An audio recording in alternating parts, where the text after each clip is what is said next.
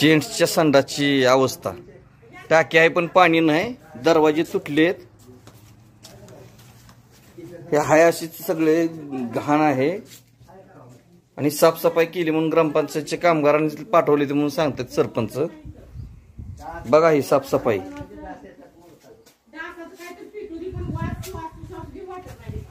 लोकांना इथं राहणं मुश्किल झालंय. आज ही शेवटची सांगणं आहे ह्या ग्रामपंचायतला. ही शेजारी संडाच्या शेजारी अशी घाण, एवढी झाडी वाढलेली आहे आणि इथं समोर लोक राहत आहेत अशी. काय या लोकांनी करायचं, कसं राहायचं इथं?